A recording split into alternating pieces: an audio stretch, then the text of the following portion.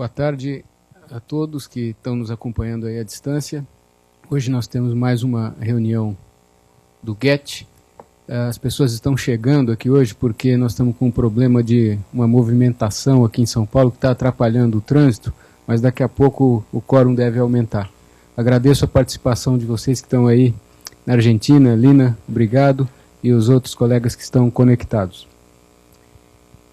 Eu trouxe 2 casos hoje para discussão e eu não vou contar o diagnóstico molecular ou clínico para que a gente possa ouvir uma opinião e discutir aspectos relacionados a questões tanto clínicas quanto moleculares. Então, trata-se de um paciente de 63 anos, do sexo masculino, que referia uma alteração do hábito intestinal e presença de sangue nas fezes, e, através de investigação com colonoscopia, foi diagnosticado um tumor do reto a 8 centímetros da linha pectínea, então uma lesão de reto médio-alto, era uma lesão intransponível, e a biópsia confirmou um adenocarcinoma. No estadiamento com exames complementares, se concluiu que se tratava então de um tumor T3 com suspeita de doença linfonodal, ausência de metástases e um CEA inicial de 6,1.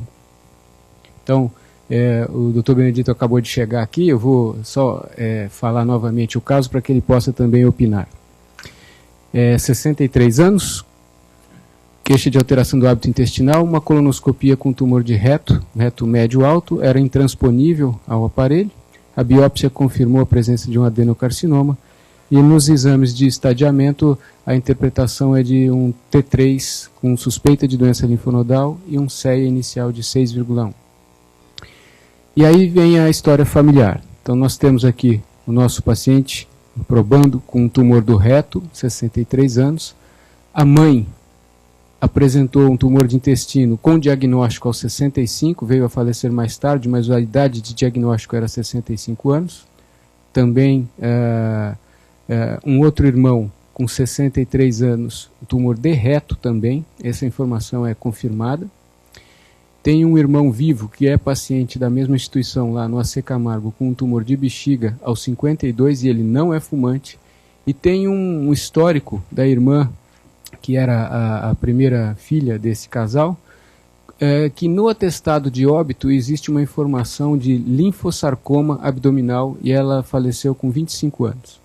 Então, a primeira questão aqui a gente fica na dúvida se trata-se de alguma síndrome hereditária, e eu vou voltar a discutir isso mais adiante. Mas chama atenção 3 casos de câncer coloretal, 2 gerações, os outros tumores que não fazem parte dos critérios de Amsterdã, mas de qualquer maneira também apareceram numa idade mais precoce, lembrando a possibilidade de alguma síndrome hereditária.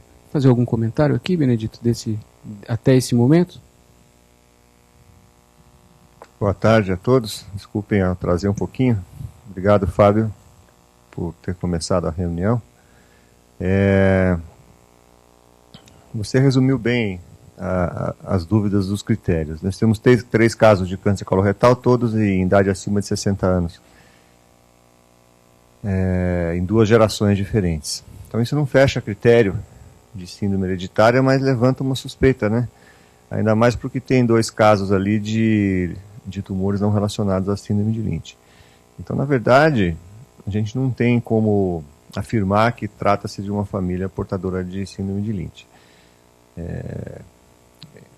Eu não sei qual seria a sua sugestão para começar a investigação aí, mas se você tivesse acesso ao material biológico de um desses indivíduos, eu começaria estudando o painel clássico de imunistoquímica no material de um desses pacientes, mesmo que parafinado, para pelo menos a gente ter uma ideia das proteínas de reparo. O que você acha? Eu vou contar como foi a realidade do caso. A família é desse tamanho mesmo, não tem outros irmãos, então são esses irmãos. E eu sempre fico na dúvida se, uma vez que nós consideramos ureter e pelve renal, né, via excretora, como sendo parte do critério bexiga num indivíduo não fumante jovem? Você podia fazer algum comentário? Não, bexiga não faz parte, né? Não faz parte, é pelve renal mesmo e no máximo o ureter, né? Que é outro epitélio. Não dá pra gente considerar a bexiga como fazendo parte da síndrome. Ok, eu vou contar como o paciente foi tratado e na sequência nós voltamos a discutir as questões relacionadas a essa investigação. Então, resumindo, tumor do reto médio-baixo com suspeita de doença linfonodal, essa dúvida de uma síndrome hereditária, ele foi tratado com radioquimioterapia neoadjuvante, está aí o esquema, e a cirurgia foi realizada então em 30 de janeiro de 2013. O achado intraoperatório sugeria uma extensão além da parede do reto para o peritônio pélvico então, e cordão espermático. Eu acabei fazendo uma retossigmoidectomia ampliada para o cordão espermático à esquerda e esse peritônio pélvico, uma ileostomia de proteção, e no inventário da cavidade teve um achado adicional de um nódulo na parede gástrica que não parecia um implante, não parecia ser um nódulo secundário tipo metástase peritoneal. Aí veio o resultado da patologia, né? Do reto, um adenocarcinoma ulcerado residual, teve boa resposta à radioquimioterapia, até tecido periretal, e era então um YPT3N0M0, um grau 2. E aquele nódulo da parede gástrica veio como sendo um giste pequeno, 6 milímetros. Então nós temos essa situação com esse heredograma, um tumor do reto, e um achado adicional de um giste de parede gástrica. E aí, a complementação do estudo na peça desse paciente, ele não tem perda de expressão das proteínas de reparo. Tá?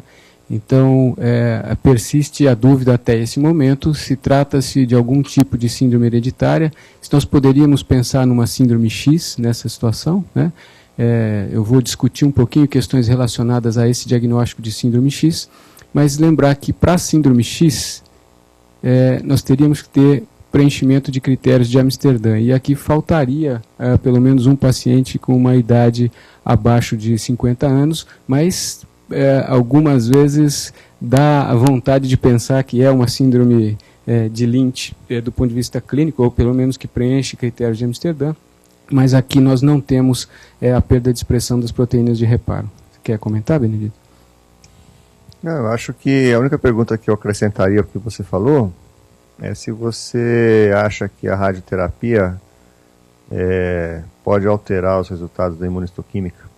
Aí as proteínas vieram positivas, mas se viesse alguma falhando aí, você poderia pensar que isso foi decorrência de quebra cromossômica da radioterapia? O que você acha? Como você falou, eu acho que a gente tendo um resultado sem perda de expressão, acho que é confiável, né? Agora, se viesse com alguma alteração, eu confesso que eu não sei dizer com precisão. Não tem essa resposta, né? Fica a coisa da opinião pessoal, mas poderia, né? Porque, em realidade, esse é o papel da radioterapia, né? Matar as células tumorais por quebra cromossômica, né? Só para registrar, nós estamos aqui com 3 pessoas assistindo a nossa reunião à distância: a Célia Pimenta, da Escola Paulista de Medicina, a Milena, lá da USP de Ribeirão Preto, e a Lina Núñez, do Instituto Nacional de Câncer da Argentina, em Buenos Aires. Se estivermos falando muito rápido, Lina, perdona-me. Está conectada para responder? Síndrome X, síndrome X e síndrome X. Se vocês tiverem perguntas para fazer ou sugestões, podem fazer, que a gente recebe aqui as suas sugestões e as suas perguntas com relação ao caso que o Fábio está apresentando. Então, só para concluir, do ponto de vista clínico, nós vamos voltar nessa discussão sobre qual seria o diagnóstico, se é de fato uma síndrome hereditária. Esse paciente recebeu, então, após a cirurgia, quimioterapia adjuvante. Ele teve uma toxicidade hematológica grande e, por isso, acabou nem fazendo o esquema FOLFOX, ele fez só a fluoracil. Entrou em segmento e agora, recentemente, apareceu um nódulo pulmonar único. Fez uma biópsia, confirmou uma metástase de sítio primário coloretal. E está numa dúvida nesse momento, discutindo cirurgia versus quimioterapia, antecedendo a ideia de cirurgia. Mas vamos voltar então a essa questão aqui. Eu, com esse heredograma, me surpreendeu um pouco quando eu vi o resultado da imunistoquímica. Eu esperava, apesar de não ter critério de Amsterdã pela falta de um indivíduo mais jovem, uma história familiar um pouco forte no sentido de 3 casos de câncer coloretal, né? E eu estava imaginando que viria uma positividade, uma perda de expressão das proteínas de reparo. E diante desse resultado, comecei a pensar na possibilidade de ser uma síndrome X. Então eu queria lembrar aqui algumas definições atuais. O termo HNPCC ainda é utilizado quando você preenche critérios de Amsterdã 1 e 2, mas não há investigação adicional. É um termo que tem sido menos utilizado porque hoje, praticamente na sequência de investigação, você acaba fazendo de alguma maneira ou imunistoquímica ou instabilidade microsatélite e depois sequenciamento, então acaba se concluindo um pouco mais sobre dados clínicos com essa complementação de avaliação e aí o diagnóstico fica mais preciso.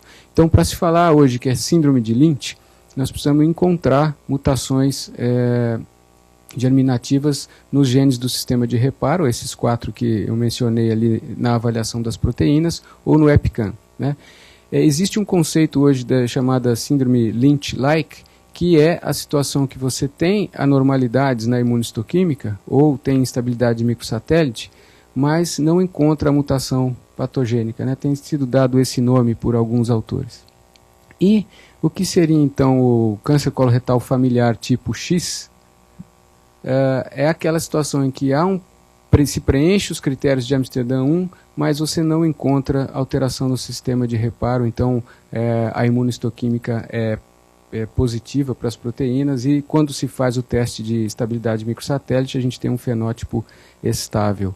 Então assim, se nesse paciente, nessa família que eu apresentei, nós tivéssemos um caso com menos de 50 anos, talvez pudesse caracterizar como síndrome X. Benedito, está querendo comentar aqui? Essa é uma classificação que essas definições têm sido usadas, mas eu não concordo muito com elas, viu, Fábio? Porque a síndrome de Lynch-like não é hereditária.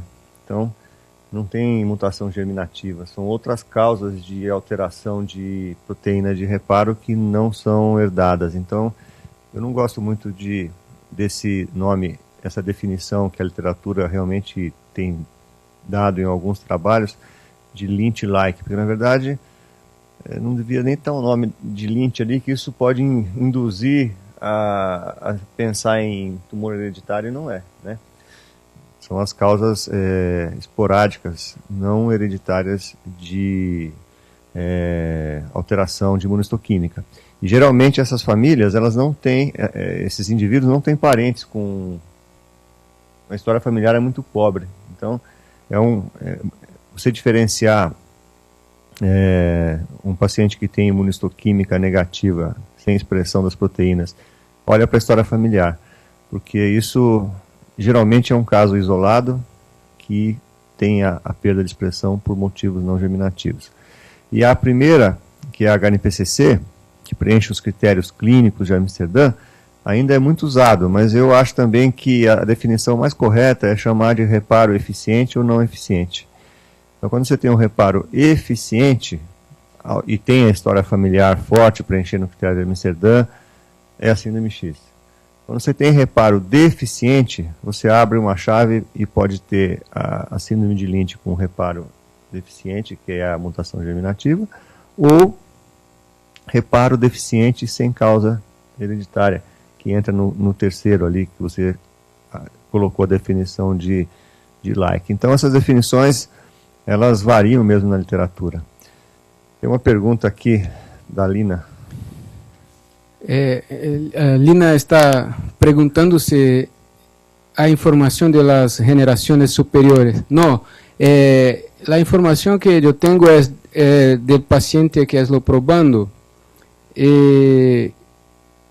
Es el más joven de la familia, así que no tiene la información ¿cómo es que fala? Los avós? De los abuelos. Só temos essa informação que está no heredograma.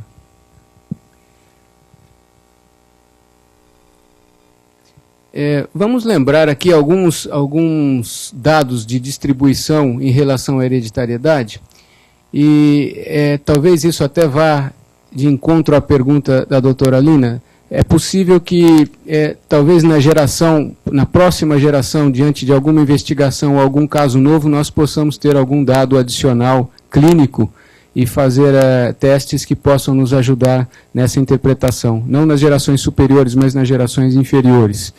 Por isso que eu coloquei nesse slide que novos casos, ao decorrer do tempo, com informações suplementares, podem nos trazer informações adicionais para fechar algum diagnóstico clínico que, num momento anterior, ainda não havia informação suficiente. Dentro dessa questão também, hoje é importante ter em mente que, mesmo diante da falta de critérios clínicos, a investigação molecular muitas vezes lhe permite concluir o diagnóstico, né? Então, nós estamos numa situação aqui que não consegui, do ponto de vista clínico, colocar dentro de uma síndrome hereditária típica e, por outro lado, com essa falta de não havendo perda de expressão no sistema de reparo do DNA, persiste a dúvida aqui se trata-se ou não de alguma síndrome hereditária. Outro gráfico importante de se ter em mente é quais seriam, dentre as síndromes hereditárias, aquelas que nós deveríamos pensar no diagnóstico diferencial dos tumores não polipóides associados a câncer coloretal, né? Então, Lynch e Muir-Torre, síndrome de Turcot, a síndrome X, que nós estamos em parte discutindo. Lembrar de Li-Fraumeni, particularmente no Brasil, há uma associação de câncer coloretal nessas famílias de Li-Fraumeni. E a síndrome de mama-cólon hereditário relacionada ao gene SHEC2. Né? Eu pensei mais nessa possibilidade de síndrome X, nesse caso, e eventualmente em Li-Fraumeni, mas aí dependeria, está faltando um pouco de tumores extracolônicos e idades mais jovens, apesar de ter um caso desse chamado linfosarcoma na época, isso é bastante antigo, que talvez favorecesse essa possibilidade diagnóstica, principalmente diante da falta de perda de expressão de proteínas. Né?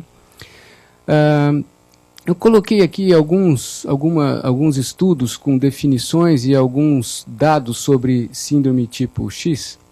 É uma designação coletiva para famílias que não apresentam deficiência no sistema de reparo do DNA, né, mas que necessita que hajam preenchimento dos critérios de Amsterdã. O fenótipo de instabilidade microsatélite é estável. E isso é um dado interessante. Aparentemente não há um risco aumentado de tumores extracolônicos como nós observamos na síndrome de Lynch. Há uma certa controvérsia sobre esse aspecto, mas de qualquer maneira talvez a frequência de tumores extracolônicos não seja tão elevada como é na síndrome de Lynch. Esse é um outro estudo que comparou a incidência de câncer coloretal em famílias com síndrome de Lynch, na verdade com instabilidade microsatélite, famílias suspeitas para serem consideradas síndrome X, que preenchiam o critério de Amsterdã, mas que tinham fenótipo estável, e câncer coloretal esporádico. E vejam que a manifestação na síndrome X é um pouco mais tardia, né, em relação à idade, e esse é outro dado que me fez pensar nessa família. Quer dizer, os 3 casos de câncer coloretal são na faixa de 60 a 63 anos. Né? Nós não temos nenhum indivíduo que tenha desenvolvido numa idade mais precoce. Esse é um estudo interessante, é um estudo epidemiológico que comparou dados a partir de questionários de pacientes de famílias consideradas síndrome X com familiares de síndrome de Lynch mais câncer coloretal esporádico. Nas conclusões, muito brevemente, comparando dados de X com síndrome Lynch, aparentemente as famílias de síndrome X eram menos frequentemente usuárias de tabaco. Esse é um outro dado interessante. É menos provável o câncer do cólon proximal na síndrome X. É mais frequente o câncer de reto. Mais de um estudo mostra esse dado. Eu acho que essa é uma informação muito interessante relacionada à família que você apresentou, Fábio. Os 3 tumores de cólon são do lado esquerdo. Isso é uma coisa. E a idade, né? São 2 coisas que fazem a gente pensar em síndrome X. Mas sem querer cortar você, a síndrome X significa que a gente não sabe o que causa, né? Então, quando você entra no mérito de síndrome X, você está querendo dizer, eu não sei qual é o gene causador. E aí, na verdade, as síndromes X podem ser várias síndromes X, né? Você pode ter mais de uma causa, que nós não sabemos qual é, né? Existem alguns candidatos, de genes candidatos para serem causadores da síndrome X, mas na verdade a gente não sabe. Agora, essa colocação que você fez agora, do lado esquerdo do cólon e da idade acima de 60 anos, levam a gente para o lado da síndrome X, né? Você não acha? Essa foi a minha impressão. Eu vou mostrar alguns dados de outros estudos que confirmam esses achados, né? E esse último item ali, o item número 3, também é interessante, que essas características patológicas, né, de avaliação anatomopatológica descritas em produtos de colectomia de pacientes com síndrome de Lynch, o aspecto de histologia mucinosa, pouco diferenciados e infiltrado linfocitário, eles aparentemente não estão presentes, não participam da situação de câncer coloretal dos pacientes com síndrome X. Temos uma pergunta? Não, está aumentando o número de participantes online, além da Célia, da Milena e da Lina, que nós já tínhamos falado. Estamos agora com o Tomás Rafael Golop, com a Deise Moreno Sass, a Maria Laura Barrientos, a Maria Florência Nefa, de la Valle, do Uruguai, a Tatiane e a Fernanda, geneticista da Escola Paulista de Medicina e do Hospital Albert Einstein. Muito obrigado a todos pela participação. E vocês podem participar também com sugestões ou perguntas sobre os casos.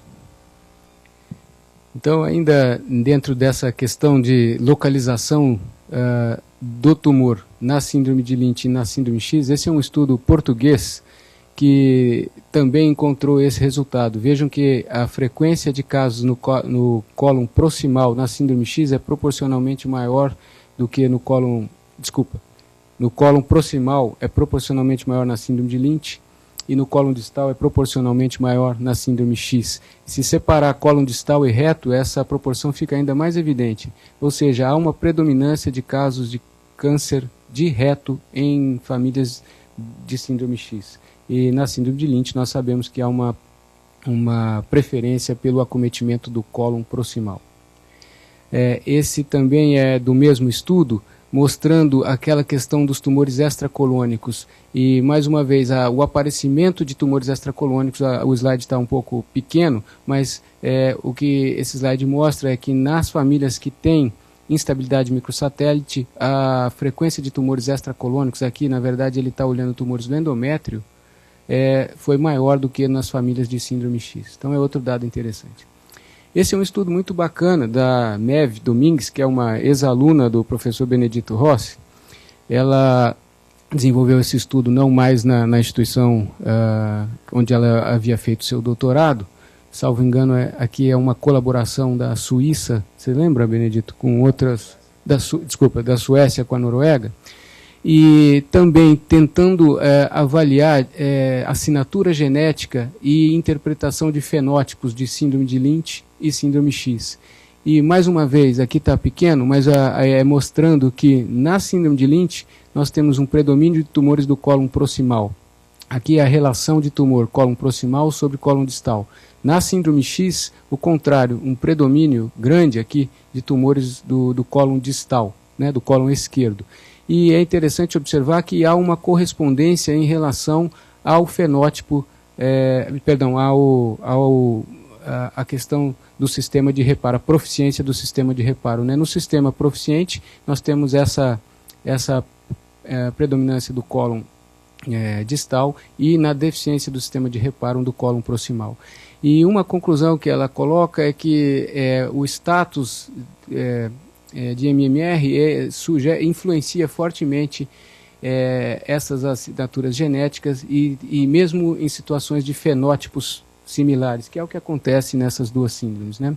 Mesmo dentro desse mesmo estudo, eles foram capazes de diferenciar 2.188 genes que estariam diferentemente expressos nessas duas situações. São genes fundamentalmente ligados a 3 vias relacionadas à carcinogênese.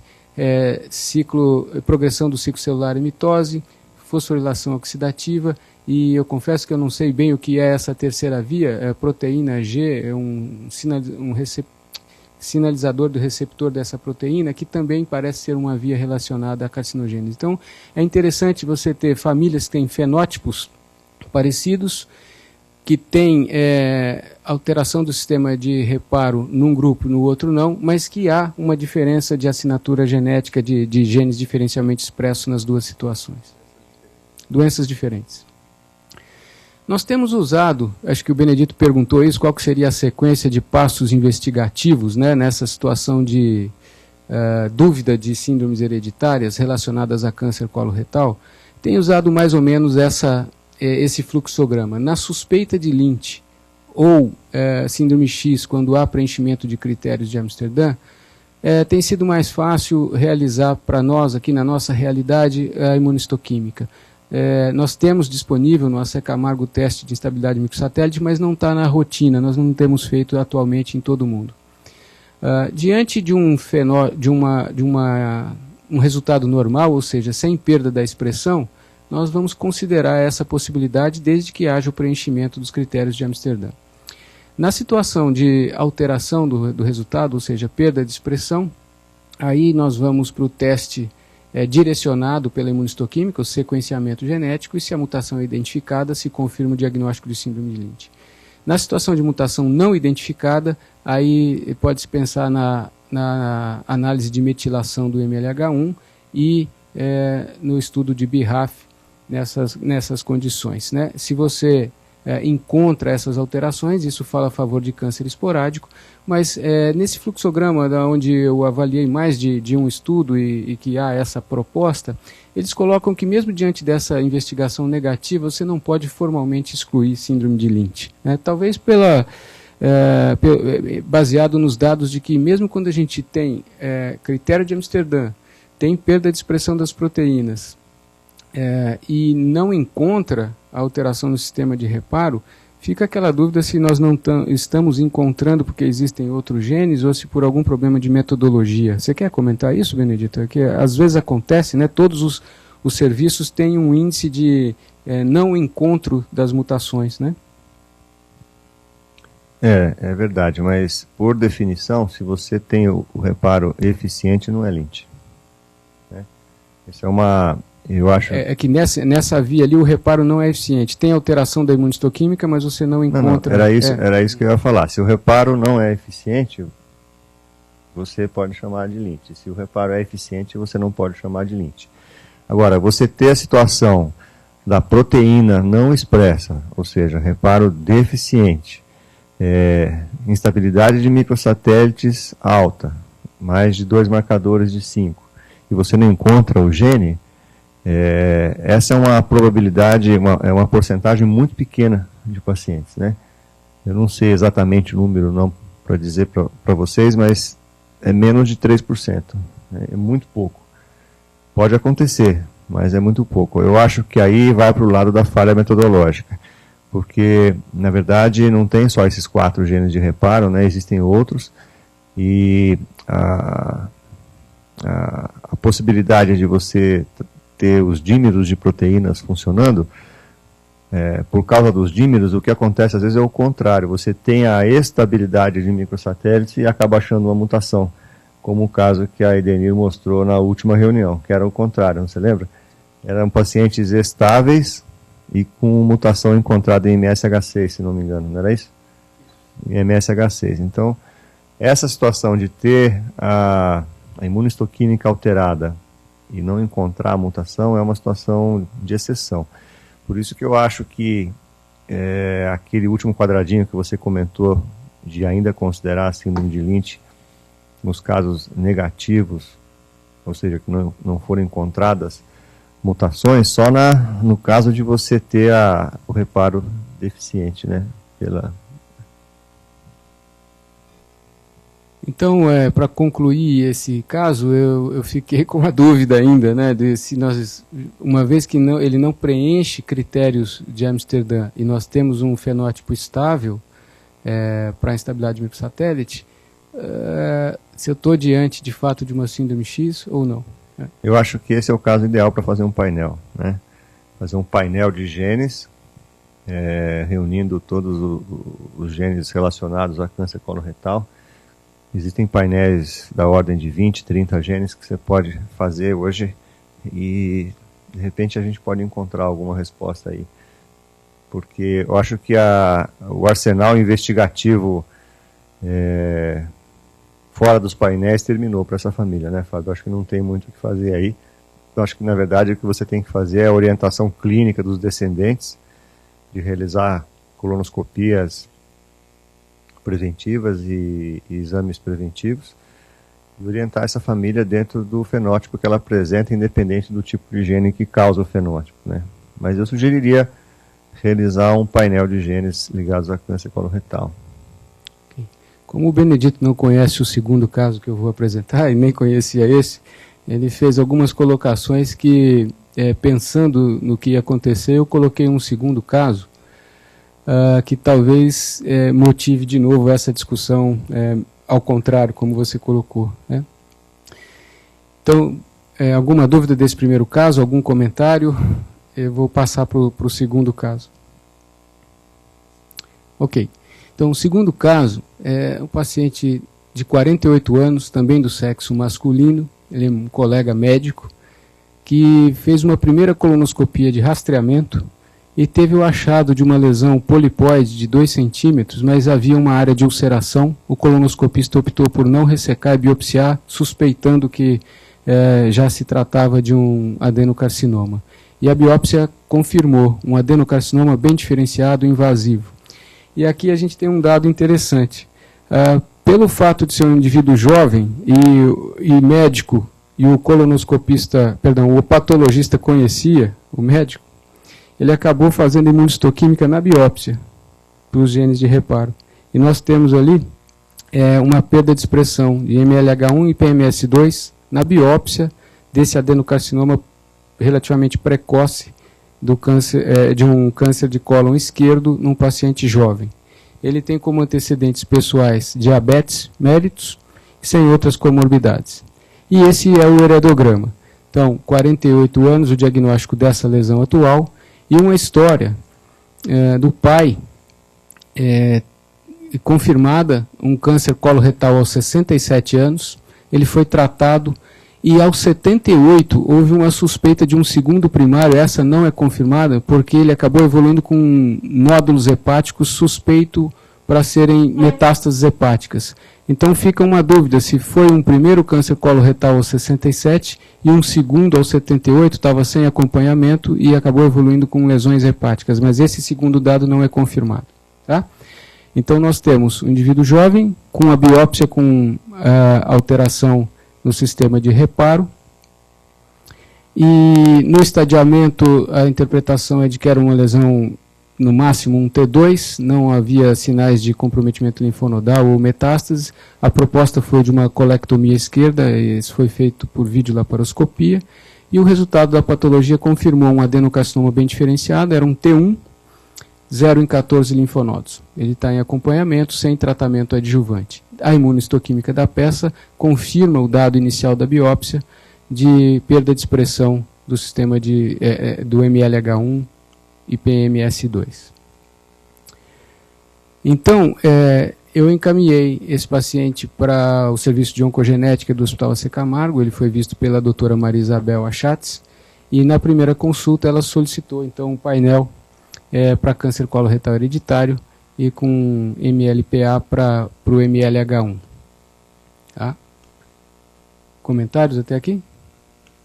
Aquela sugestão que você havia dado, Benedito, sobre fazer o painel na outra família, eu também pensei, acho que é o próximo passo. E a Lina também sugere painel aqui para outra família.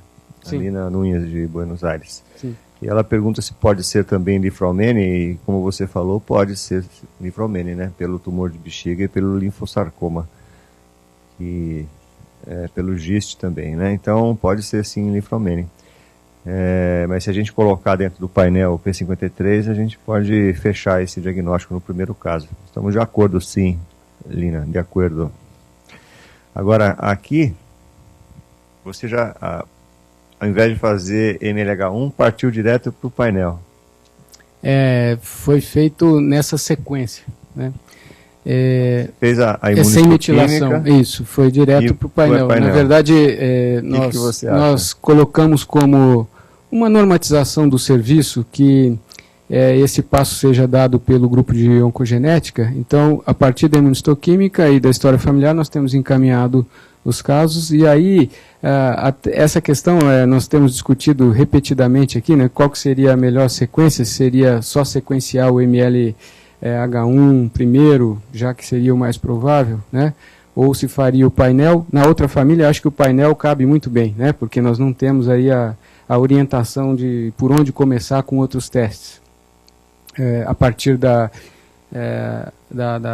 positividade da imunistoquímica. Agora aqui, eu concordo, eu não sei, talvez é uma questão de custo, acho que está pesando atualmente também nessa decisão, né? Se sequencia só o gene ou se faz direto o painel. Eu acho que há uma tendência de se fazer o painel, mas talvez as pessoas que estão nos ouvindo possam opinar. Existe uma discussão muito grande com relação a esse ponto, Fábio. Eu acho que a realização de painéis de genes é inexorável. Vai acontecer mais cedo ou mais tarde para todos os pacientes com suspeita pelo custo. Vai ficar mais barato fazer um painel do que fazer um gene. Então não tem por que você correr o risco de fazer um gene e depois ter que repetir uma segunda busca. Você vai ter um custo muito maior do que se você fizer o painel logo de início. A crítica e as controvérsias que existem é que você, fazendo o painel diante de um caso tão dirigido como esse, você estaria fazendo uma over busca, um exame além daquele que seria necessário. Porque o grande mérito da imunistoquímica é dirigir o primeiro teste, né? Neste caso, eu não teria dúvida de indicar o sequenciamento do MLH1, né? Porque é uma família que, apesar de não preencher critérios, tem um caso de câncer com menos de 50 anos, com o pai com 2 tumores coloretais. Eu não tenho dúvida que são 2 tumores ali que tem 10 anos de intervalo, né? Então, é muito forte você ter a suspeita de mutação em MLH1. Está errado indicar o painel? Claro que não. Não está. Aí vai depender do acesso ao exame e dos custos para se fazer esses exames, né? O que você pode ter como eu falei no início, são informações que não vão acrescentar, né? Sendo que você já tem um direcionamento para fazer o diagnóstico com um sequenciamento simples de um único gene. O que você acha, Fábio? Eu tenho a mesma opinião. Eu Érica, acho que quer comentar? Dependendo da estrutura do serviço, existe já uma padronização de sequenciamento desses principais genes, então talvez seja mais fácil, né? Mas os centros que estão trabalhando com sequenciamento em mais larga escala talvez tenham uma preferência para fazer painel em algumas situações. Eu acho que também é uma questão de custo que está entrando em jogo. É interessante o desdobramento desse caso, porque acho que vai ajudar a discutir de novo essa questão, se a gente deveria ter sequenciado só o MLH1 ou se deveria ter feito o painel. Então eu vou mostrar... Independente do resultado, Fábio, eu estou colocando isso que eu falei como a grande controvérsia do momento dos últimos eventos que eu tenho ido. Tem um grupo mais conservador, que é a favor ainda de fazer a busca direcionada pela imunistoquímica, e tem um outro grupo que é menos conservador, que acha que você deve fazer os painéis, por isso que você mesmo colocou, do custo praticamente ser o mesmo, e você tem muito mais possibilidades de informação caso aquela sua primeira busca não dê resultados. E os custos estão baixando. Hoje mesmo eu recebi uma informação de um laboratório que faz esses sequenciamentos de 27 genes por $1.500. $1.500, com o dólar a R$3, nós vamos ter aí R$4.500 para fazer um painel de 27 genes. Isso já está mais barato que fazer um gene único, dependendo do gene que você for fazer e do laboratório que você for fazer. Então a tendência é de barateamento dos testes, né? Então por isso que eu disse que eu acho que a realização de painéis vai acabar prevalecendo por isso, né? Mas a gente não deve perder a crítica de que você tem que ter raciocínio diagnóstico, né? O painel facilita, você perde o raciocínio diagnóstico porque você de cara faz uma busca extensa.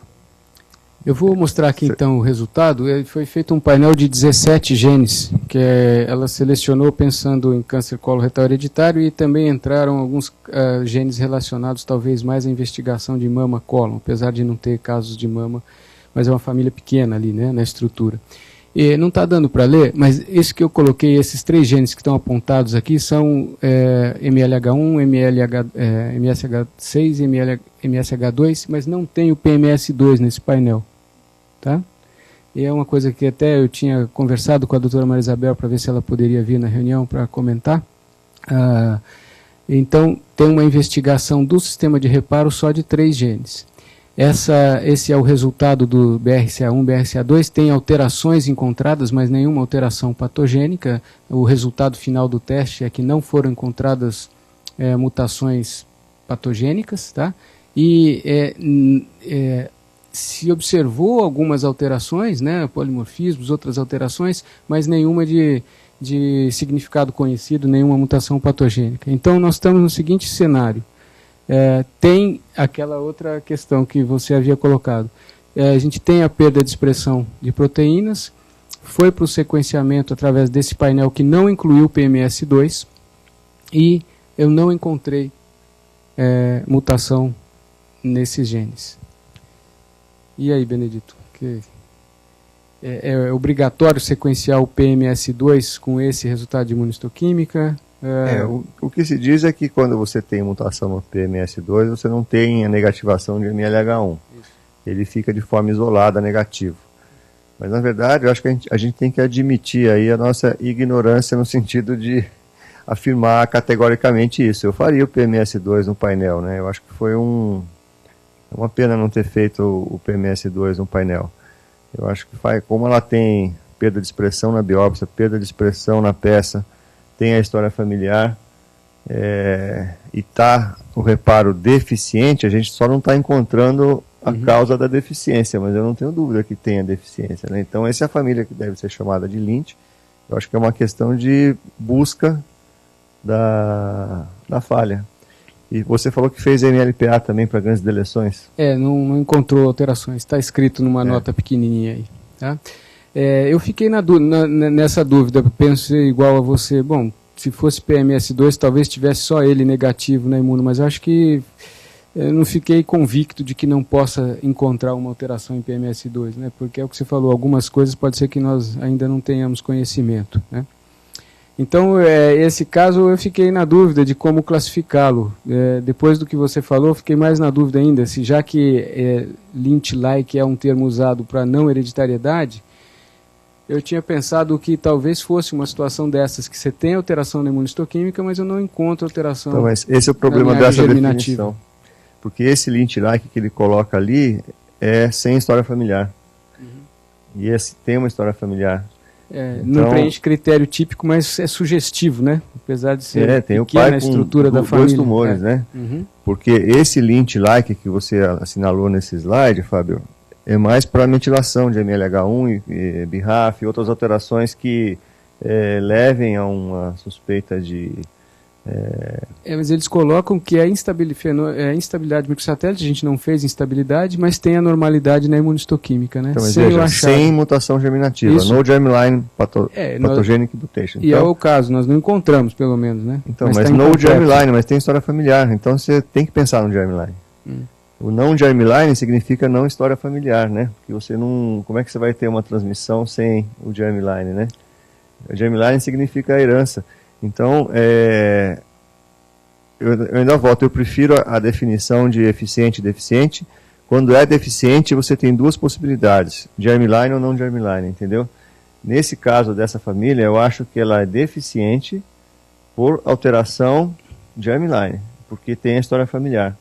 Porque se fosse um caso isolado, você poderia ter uma mutação de novo e ser germline, ou poderia ter as alterações epigenéticas que levam à perda do reparo sem a herança. Mas eu não sei se a gente poderia chamar de síndrome de Lynch sem encontrar a mutação. Essa que é a questão. Só em termos de nomenclatura, né? Então, mas a definição de síndrome de Lynch é o reparo deficiente, e não a mutação no gene A, B ou C, entendeu? Então, esse é o ponto que é importante naquela definição que eu falei para você que eu não concordava, porque se você coloca que o reparo é deficiente, você já pode classificar como síndrome de Lynch, né? Mesmo não encontrando o gene. Agora, esse reparo deficiente, considerando-se germline, né? Considerando-se alteração no sistema de reparo por germline mutation, porque se for uma alteração por alterações epigenéticas, você não pode classificar como Lynch. Considerando que o pai teve 2 cânceres de cólon, né? Isso é muito forte, né? Então... Nós temos mais 5 minutos, 7 minutos. Eu vou rapidamente colocar aqui... Opinião da Alina. Eu vi aqui, a doutora Alina também acha que devemos sequenciar o PMS2. Eu vou fazer isso. Eu acho que eu não entendi bem. Talvez não esteja o gene incluído no painel. Eu preciso ver por que ele não está nesse painel, mas eu vou checar posteriormente. Nós temos adotado a seguinte posição clínica. Quando tem critério de Amsterdã presente e não tem disponibilidade de realização de testes, é uma sugestão de se manejar como se fosse uma síndrome de Lynch.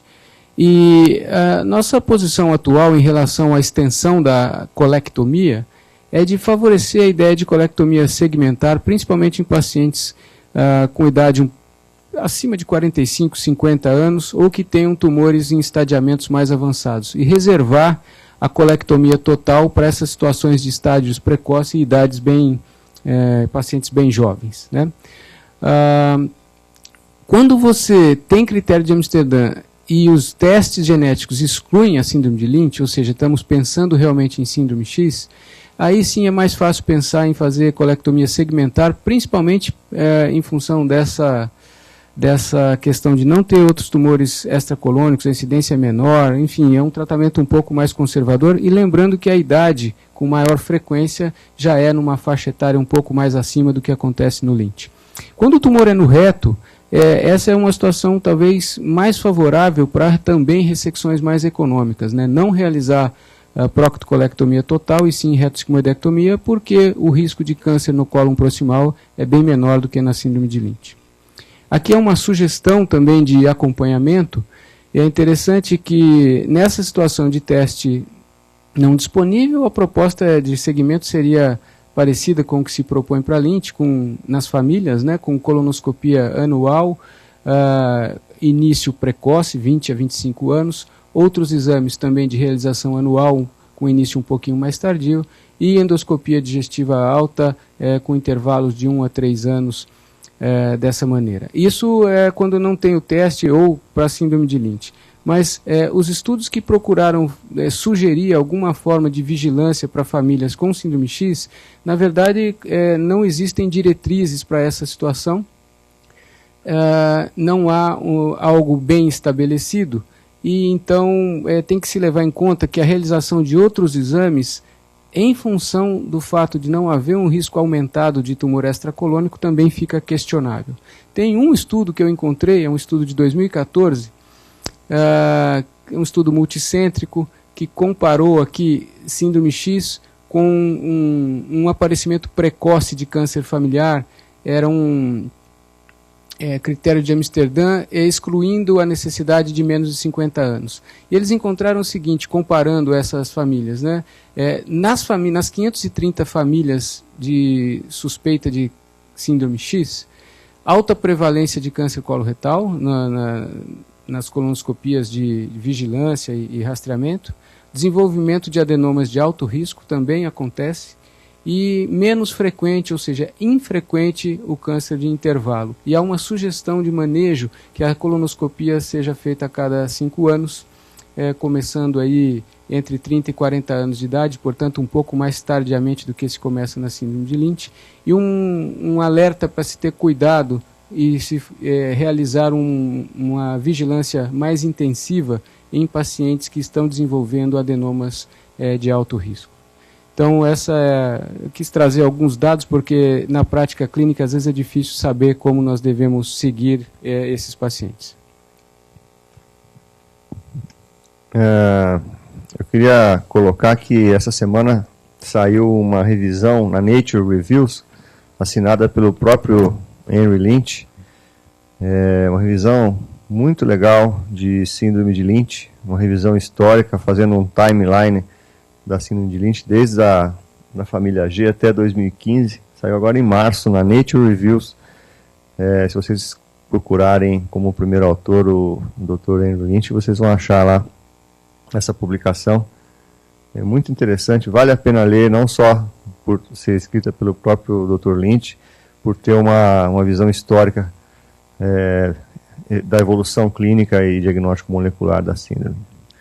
A Lina faz outra sugestão, um comentário, que não se pode assegurar que não existem mutações porque não se sequenciou o PMS2. É exatamente isso, Lina, você tem toda a razão. Eu acho que o PMS2 passa a ser obrigatório nessa situação de ter um reparo deficiente pela imunistoquímica e não se encontrar uma mutação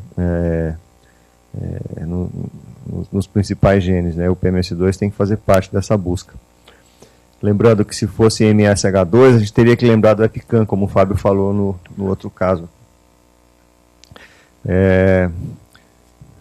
Nosso tempo está terminando, eu só gostaria de agradecer o Tomás Rafael Golop pela participação, a Célia Pimenta, a Lina Nunes, a Deise Sass, a Milena Santos, a Maria Laura Barrientos, a Florência Nefa, a Tatiane e a Fernanda Lima, que nos acompanharam à distância. Está chegando aqui um comentário da Milena, que agradece a oportunidade de participar. Ela tem participado lá em Ribeirão Preto com as alunas de mestrado, e ela disse que tem sido interessante e proveitoso. E nós que agradecemos, eu acho que a ideia de participar com alunos é excelente. O Dr. Abner está aqui do meu lado, ele faz parte da Faculdade de Medicina do ABC, e ele estava me falando aqui que a ideia também é levar isso para que os alunos lá do ABC da Medicina também possam acompanhar. A reunião é aberta, totalmente aberta, a ideia é disseminar informações. E ontem eu estava conversando com uma pessoa que conhece a presidente da União das Ligas de Oncologia de Faculdade de Medicina. Eu não sabia que tinha essa associação. É uma associação das ligas das faculdades de medicina. E eu acho que seria muito interessante se a gente tivesse um acesso, uma oportunidade de divulgar essa reunião para as ligas das faculdades de medicina que se interessem por oncologia, porque eu acho que seria alcançado um objetivo do grupo de estudos de tumores hereditários, que é a disseminação de informação e educação dos profissionais de saúde lá na origem, né, quando eles estão sendo formados. Então, você quer comentar alguma coisa para você encerrar, Fábio, por favor? Não, eu agradeço também a participação de todos. Eu quis trazer dois casos que geram dúvidas sobre essas classificações e até de como a gente deve manejar, né? Eu vou checar essa questão do PMS2. Eu não sei até, existe algum outro nome do PMS2 que possa estar incluído que eu não tenha percebido? Eu não me lembro disso, eu acho que é esse mesmo, né? Então, eu vou sugerir que seja feito o sequenciamento do PMS2 e fazer o painel na outra família. Acho que pode nos ajudar na orientação, não propriamente do paciente agora, mas da família como um todo. Muito obrigado, acho que nós estamos em cima da hora, agradeço mais uma vez.